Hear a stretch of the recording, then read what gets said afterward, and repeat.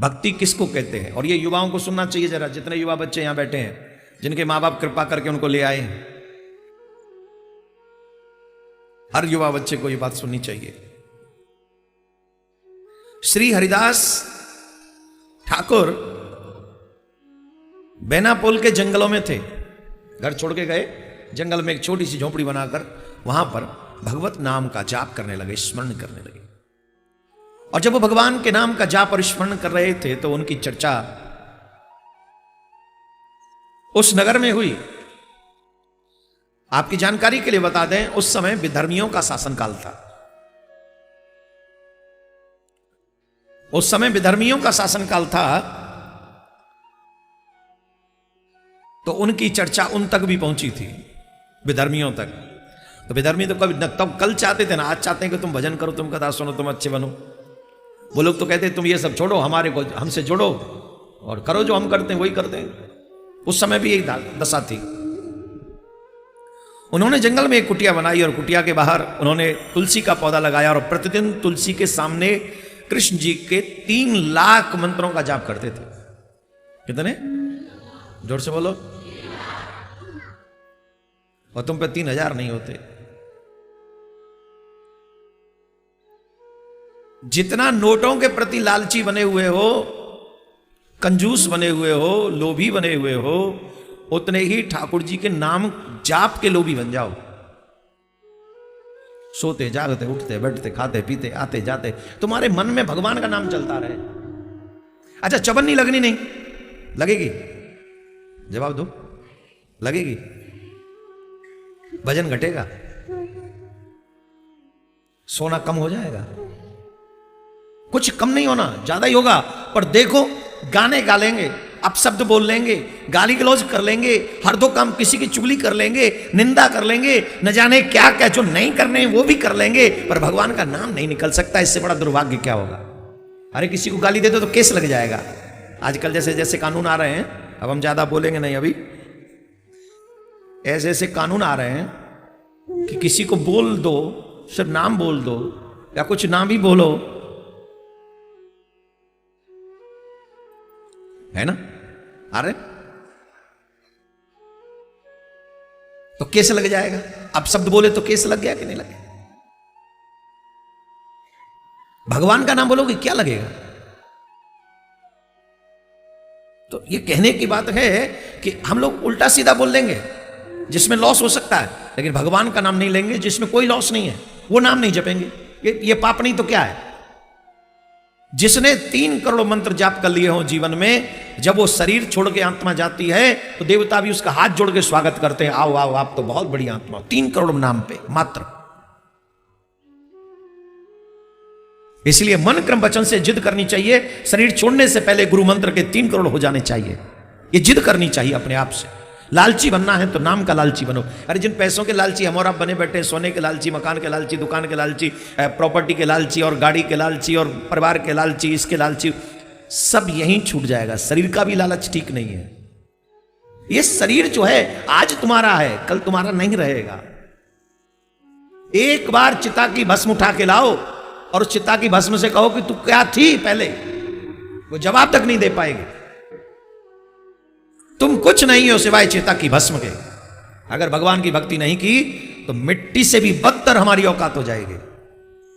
मिट्टी हमसे ज्यादा कीमत में जाएगी, हम मिट्टी से बेकार हो जाएं। और ये समय तभी तक है जब तक हम बोल पा रहे हैं, जब तक हम सुन पा रहे हैं, जब तक हम आ जा पा रहे हैं, तभी तक कुछ कर सकते हो। और ये माइंड में जो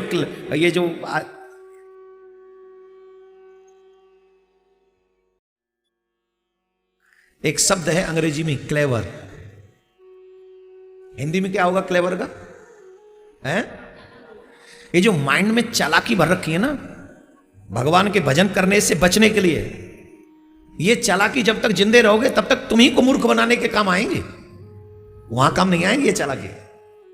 वहां जब पूछा जाएगा, hello mister this is your भाई, बताओ नीचे तुमने क्या क्या कही।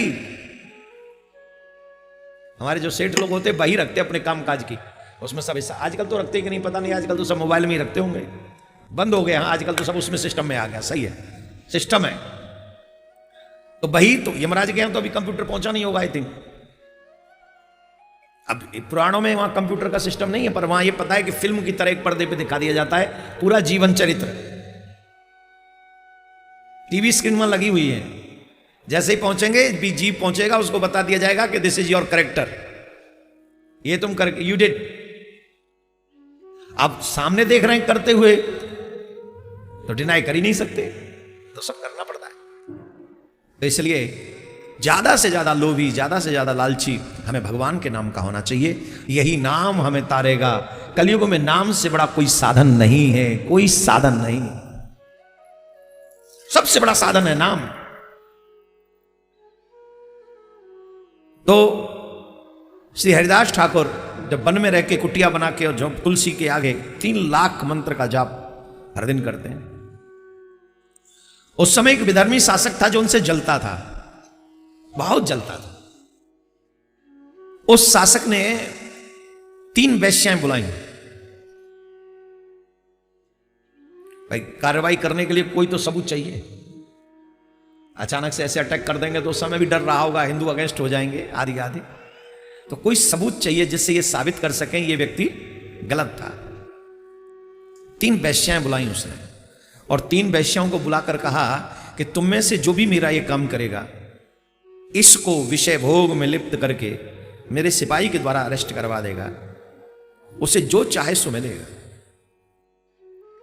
उन तीनों में से एक वैश्या बहुत यंग थी और बहुत सुंदर थी। उसके वो नाक नक से बड़े गजब के थे, लंबे लंबे बाल थे, दिखते ही कोई भी बड़े से बड़ा साधक मोहित हो सकता था, वो इतनी सुंदर थी। उसने कहा ये कौन सी बड़ी बात है, 3 दिन दे दीजिए मुझे, 3 दिन मात्र, 3 दिन में आपका कार्य सिद्ध हो जाएगा। बोल ठीक है, 3 दिन दिए तुमको। तो साधु के पास, साधु को ठगने के लिए जब जाएंगे तो साधु के से ही बन के जाएंगे। कई लोग जब राजाओं को ठगने जाते हैं तो व्यापारी बन के जाते हैं, साधुओं को ठगने जाते हैं तो भक्त बन के जाते हैं।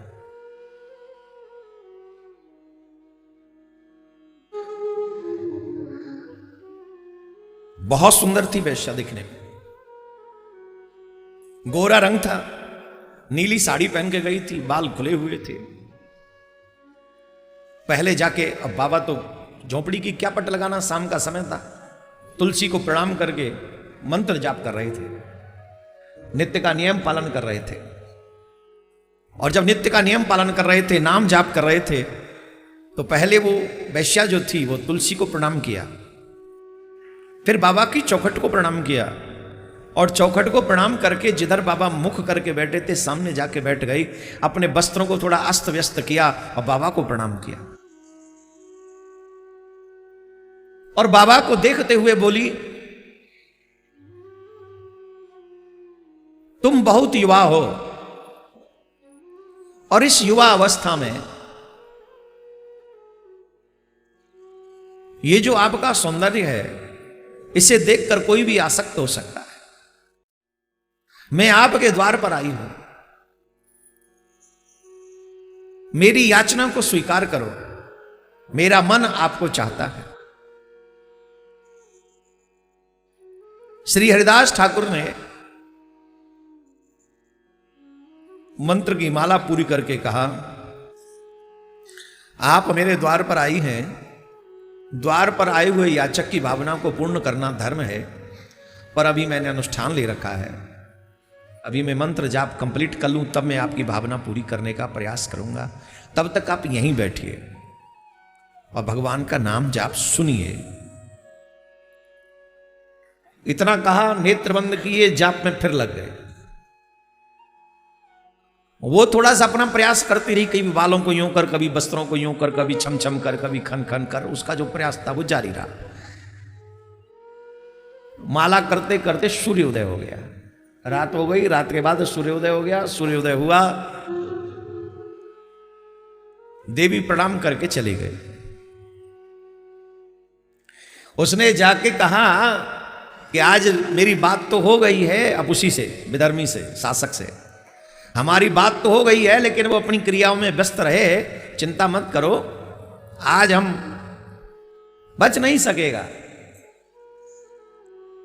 दूसरे दिन फिर शाम हुई, फिर वो गई, फिर जाके प्रणाम किया, तुलसी को प्रणाम किया, बाबा को प्रणाम किया और बैठ गई।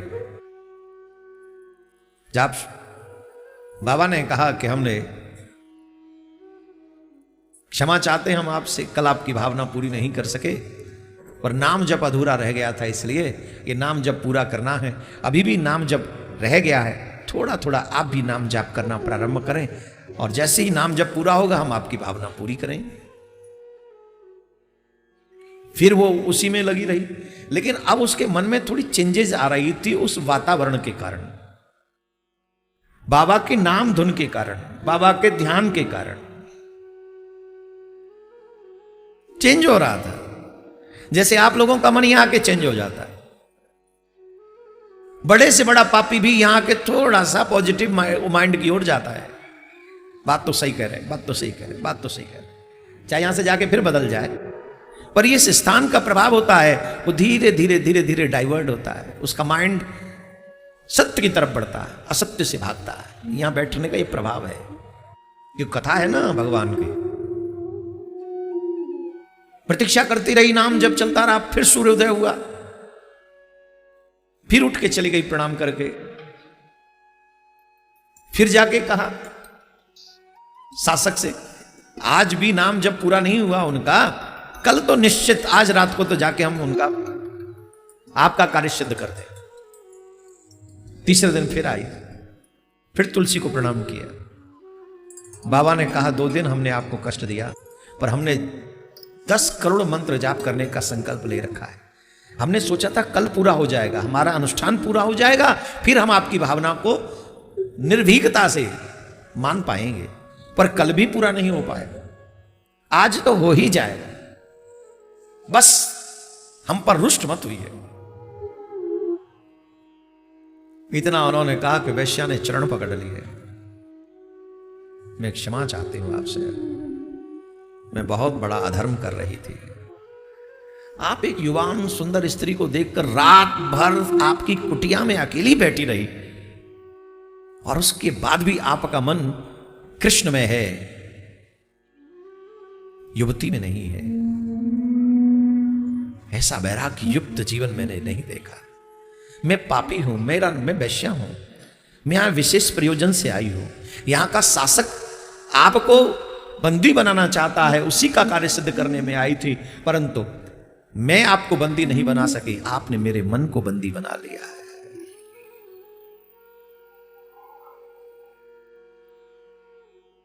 आप मेरे आध्यात्मिक गुरु बन जाइए, मुझ पापिन को तार दीजिए। न जाने कितने अनसुने अनकहे पाप मैंने किए हैं, हर दिन न जाने कौन कौन कैसे कैसे।